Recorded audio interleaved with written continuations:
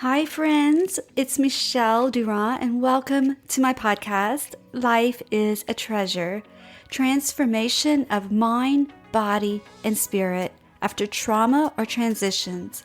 I'm so excited that you're joining me today as we embark on this journey of life. I believe that we all have the treasures inside of us to transform our pain and loss. I hope to inspire you and help you find true healing and wholeness in order to live a life that you treasure again. I'm so honored to share this special time with you. Hi there. Thank you so much for joining me for episode 60 of Life is a Treasure podcast. I'm your hostess, Michelle Durand, and I'd like to thank you for joining us. And I want to just start off by saying that this episode is going to be a lot different than the other episodes that I've recorded so far. I like to try to keep my episodes under 30 minutes unless I have a guest on. Today, I will be sharing my real raw story of my life after abortion and the treasures and gifts that I was able to dig out of the mess of that experience. So that's why I titled it Gifts of Life After Abortion.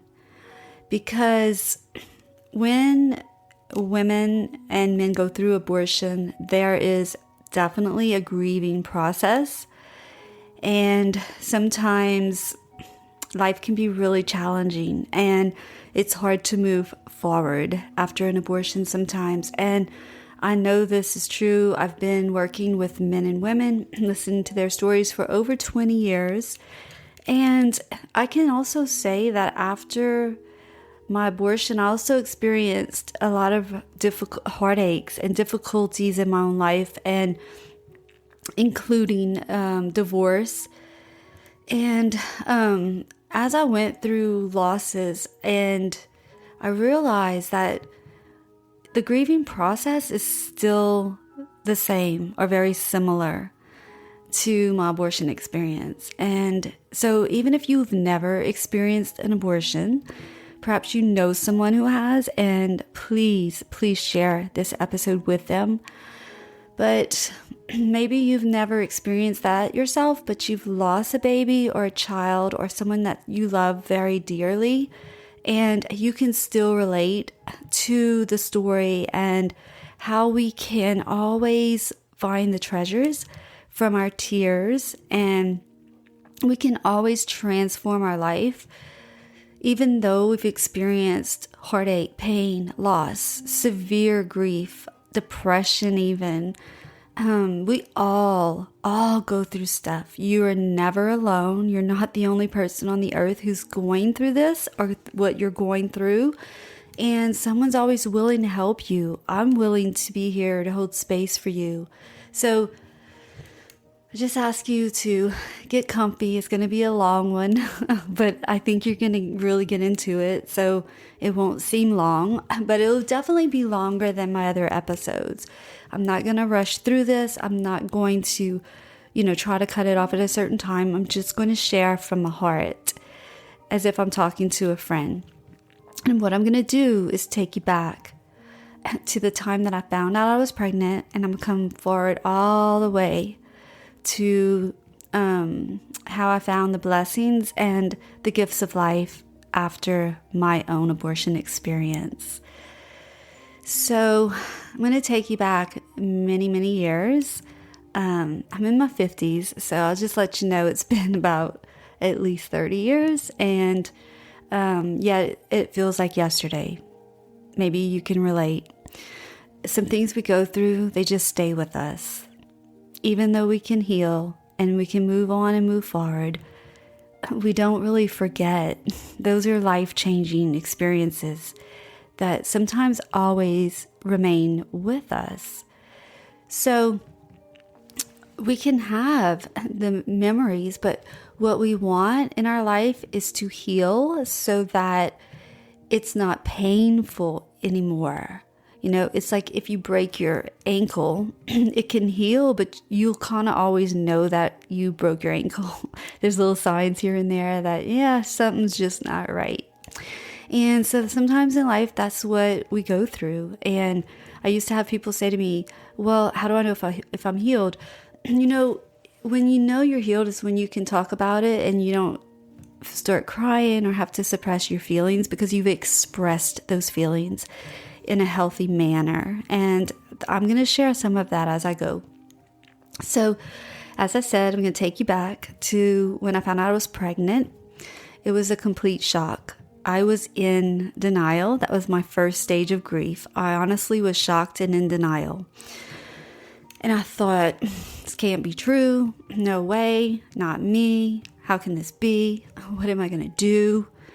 I can't go through with this. And it was just negative, negative, negative. But the pregnancy test was positive. So that's when I started to tell myself a lie that, it's not really a baby yet. So I'm going to just go have the abortion.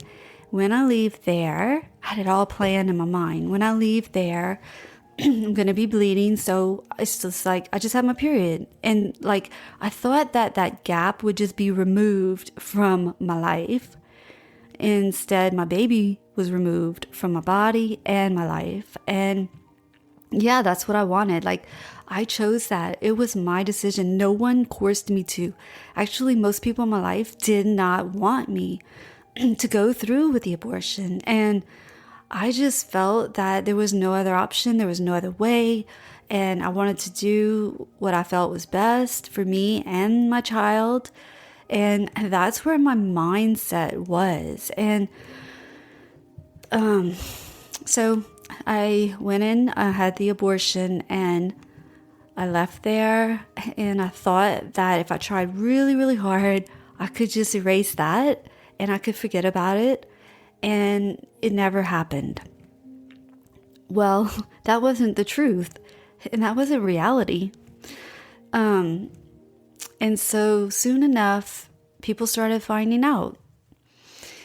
And because I probably shared like with one close friend, and you know how things just get out and around, and it got out. And then people started, believe it or not, asking me about it. And because this was a long time ago, so things weren't as socially accepted as they are now, and there wasn't so much information out there back then. So, this really wasn't as common. It was like newly, a new law. So, there just really wasn't a lot out there, and people didn't understand it, and they just judged. And so that was my situation back then. And I felt judged. So already I had a lot of guilt.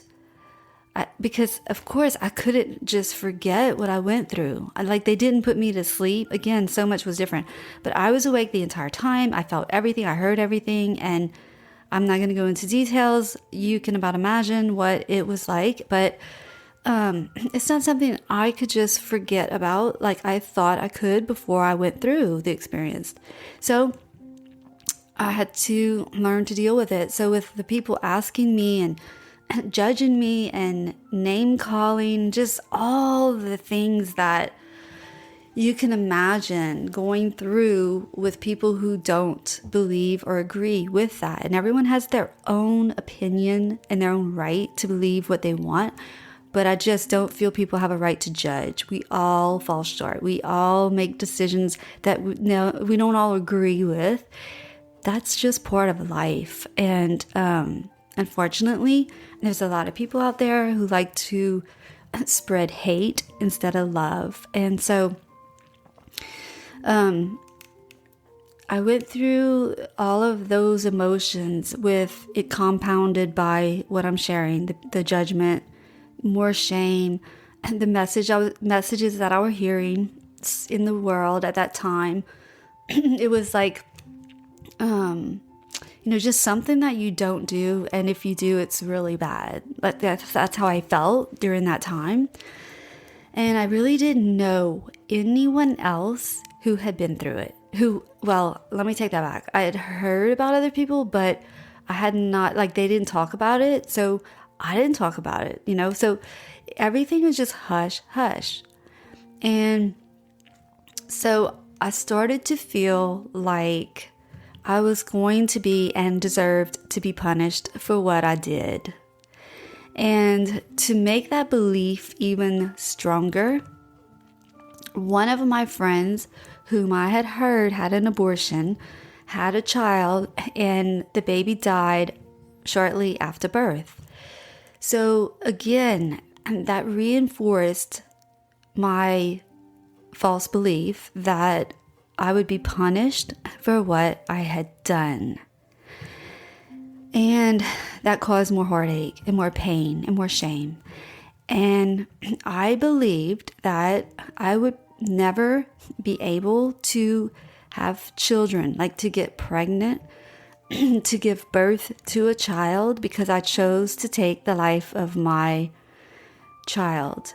Now, I want to stop and say that I also know that many, many people have had abortions and can never have a child. And if that's you, so sorry, and sending you hugs and prayer, and just know that you're always seen and you're always cared for, and it's not a punishment. We do have consequences in our life for the choices and actions that we make, but they're not a punishment. And you should not beat yourself up thinking that you deserve that. Anyway, I don't want to get off on another tangent, but I just wanted to stop and say that you are in my thoughts, and I know that pain. I've seen women in so much pain tell me the only child that I could have had, I aborted. So that does happen, and so that's why, that is what I believed. But so I'm going to keep going and share that. So I believed that that was what was going to happen to me in my future. So I didn't have hope. I really didn't. I was really depressed. I often thought about taking my life because I just didn't know what to do with all of those feelings that I had. And I would just cry and beg for the pain to go away and for me to just forget. The truth is, I don't really want to forget. Back then I thought I did, but as you can see, I'm speaking about this, and I help women and men process their emotions and their feelings after abortion.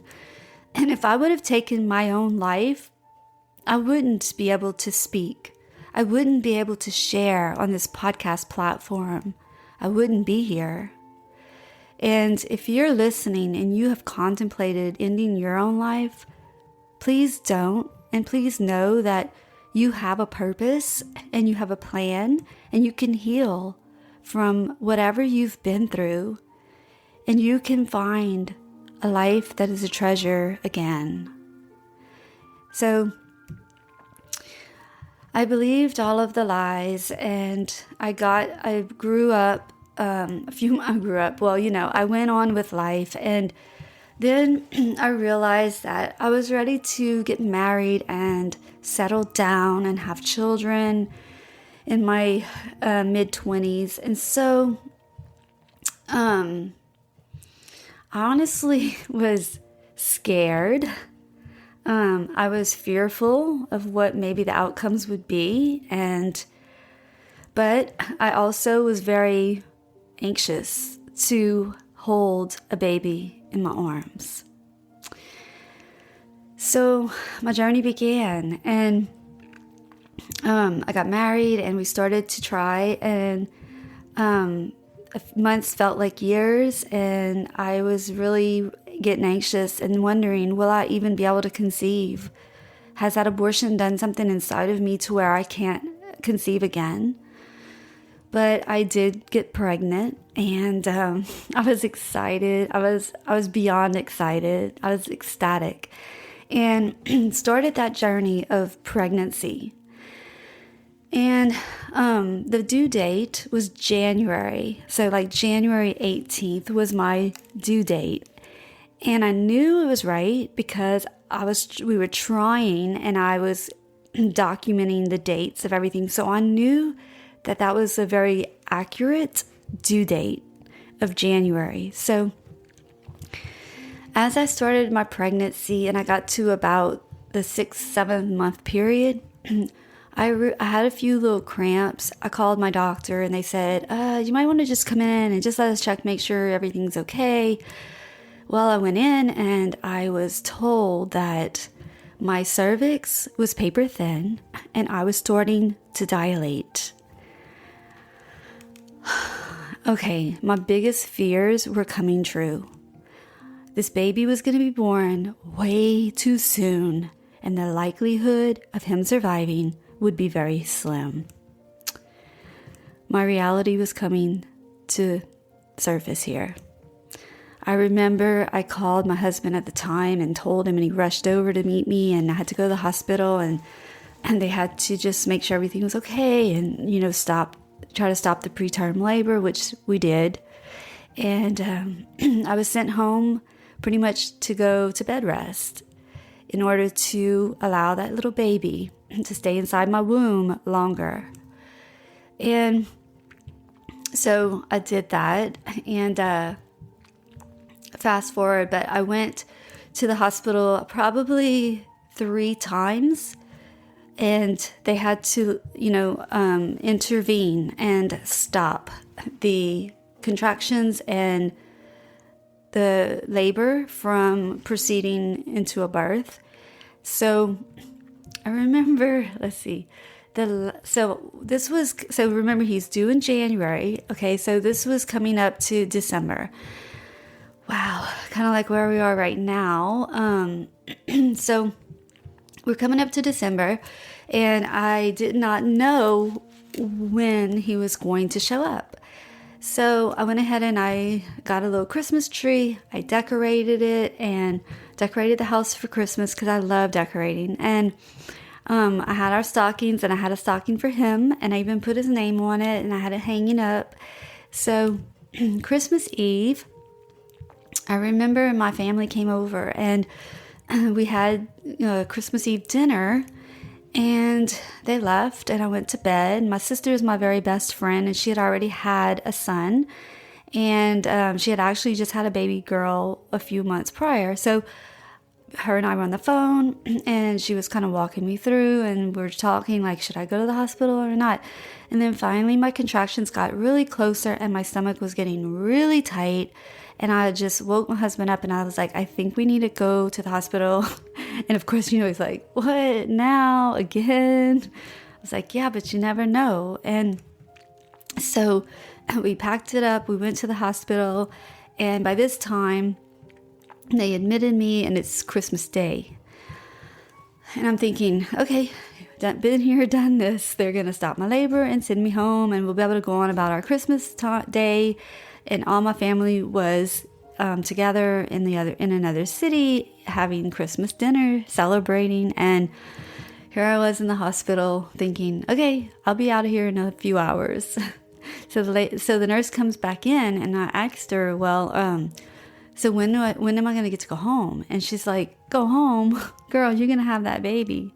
And I'm like thinking, today? On Christmas Day? And she's like, yeah, you're not going anywhere. So I thought, oh my goodness. So I called everyone, and I told them what was going on, and they packed up their lunch, and they rushed over to the hospital with their Christmas dinner in tow and waited in the waiting area for my baby to be born. And he was born on Christmas Day. And I just cannot tell you guys how I felt, because as I said, for all those years, I believed the lies that I would never be able to have a child. Something was going to happen to my baby. I really thought that was going to be a reality when I went through the pregnancy preterm labor. And he was born, and he was beautiful, and he was the best Christmas gift I could ever receive in my entire life. There is nothing more precious than a life. a baby crying for the first time, me holding my baby in my arms. So much healing took place at that moment when I looked into my baby's eyes. And I just knew that I was forgiven and I was given another chance. And maybe this would be my only chance, but I was still so grateful. And I do remember a lot of people would say, oh, poor thing, he's going to have the same, birthday's on Christmas and he's only going to get one gift. And my birthday was on December 13th and his dad's was on December 22nd. So we were used to that. And I was prepared for the comments. And I always said from the moment he was born, nope, he shares a birthday with baby Jesus. And it's always special. And we always had Austin's birthday party on. We always had a cake on Christmas to celebrate his birthday every year. And he's a man now, and I'm so proud of him. But so let's go back. So I have my son, and again, not sure if I could have another baby, carry to term, any of that. Surprise! 6 months later, I find out that I'm pregnant. And I just could not believe that we were going to have another baby. I was, again, so ecstatic. And, we had the ultrasound a few months later, and she was a little girl. And how I felt like my whole dream in my life to have a son and a daughter were coming true. All of the torture I put myself through, thinking that I would never be able to have a child, thinking that abortion just ruined my life. But I was so lucky and fortunate and blessed, and I don't take it lightly, ever. But so again, premature labor. And at that point, I really realized, I think that abortion physically caused harm in my cervix because the same thing happened. My cervix started dilating too soon. And as the baby grew and got bigger, my cervix just wasn't strong enough to hold the baby in, and the baby was just, trying to just come out. So I definitely feel like that is a consequence from my abortion, but I was still able to deliver. They were early, but they were healthy. And my daughter, Courtney, had to stay in the hospital for a week, and I stayed in with her. And because I did breastfeed both of my babies, so I stayed roomed in with her, and until she was a bit bigger and able to leave the hospital. Wow. I just want to stop and say that whatever you have gone through, whatever in your life makes you feel like nothing can change, don't believe that lie. I believed it for so long, and if I look back and think, man, I just put myself through so much torture and unnecessary worry and pain when I was believing lies. So here I was, a mama of a son and a daughter, and feeling like on top of the world, so blessed. My little girl was born right before Easter, so she had, my son was in his Christmas stocking and my daughter was in her Easter basket. And I will tell you, I am a spiritual person. I looked at that like, Austin being born on Christmas Day, the day that Jesus was born, that meant a lot to me. And Courtney being born right before Easter when Jesus rose from that tomb and he was alive. If that doesn't speak to you, I don't know what will, because that is powerful messages from God that He can redeem anything we've done. He forgives every sin, even abortion.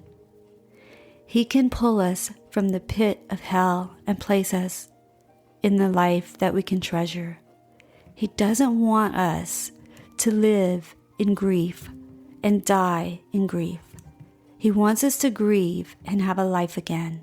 He wants to give us gifts of life after abortion, sexual abuse, divorce, whatever it is that you have experienced that has left you feeling like you're in hell on earth. That is not what he wants. He wants to redeem you. He wants to set you free. The truth sets us free. The lies keep us in bondage. And my son and my daughter have literally been angels in bodies. I feel like God sent them here through me to teach me so much. And if you're a mom or a dad, our children teach us a lot. They teach us a lot about ourselves. They lead me so many times. They've led me to truth. They've humbled me. I know you understand that. But most of all, they love me unconditionally. That's what our children do. And I love my children unconditionally, even my baby that I aborted. And I'd like to share something that I wrote. I wrote this one day as I was sitting here thinking about all of the men and women impacted by abortion. So I'll share it. Today is the day that changed my life forever. I had an abortion thinking it would be for the better. I couldn't imagine my life with a baby, and today I can't imagine my life without you. However, I don't have a choice, like I did back then. I wish I knew then what I know now. I wouldn't have convinced myself to go through with it. I can't change that, and I can't get you back, my child. I cried and I pled and I begged for the pain to go away, for my heart to heal and the wound to seal. My heart feels like it's been ripped in two. One side stayed inside of me, and one side left with you. I wonder if you were a boy or a girl.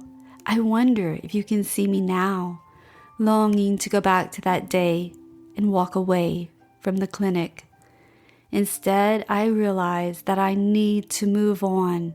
It's been years, and I've cried so many tears. I'm surprised that I have any left. What I've realized is that the tears are cleansing, and there are always more from where they came from. Inside my heart, right near where you were and will always be. I know that you have forgiven me because you are pure love. I know that your love is unconditional, and I know that you love me. I chose to honor you on this special day by forgiving myself. I choose to accept my own forgiveness, and I choose to release the past, and I choose to forever treasure you in my heart and in my life. I love you to the moon and back, 70 times 7. Mommy. And that sums up this episode. I hope that it will encourage your heart. I hope that it will inspire your mind. I hope that you will implement some of the things that I've talked about into your own life and heart and mind and soul. To know that whatever you've done and whatever you've been through is not who you are, and you don't have to stay there.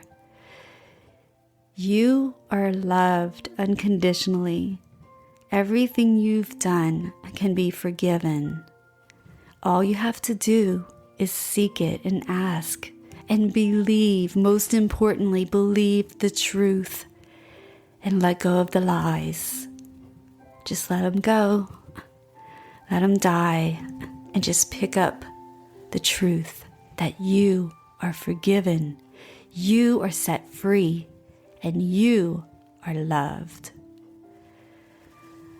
I just want to wrap it up by saying that this is the last episode for season 1.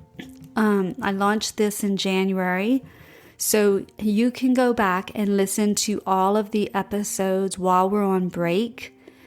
I'm going to take a break, celebrate my birthday, my son's birthday, Jesus' birthday, the new year, 2021. And I will be back in January of 2021, and I'm going to be kicking it off with a special edition for Sanctity of Human Life for 2021. And it's going to be in mid-January. And if you don't know already, and the reason that I speak out about this is I also started an organization called Tears to Treasures. The website is tearstotreasures.com. I'll have the link in the show notes also. But you can find out more information there. It helps people go through the grieving process after abortion.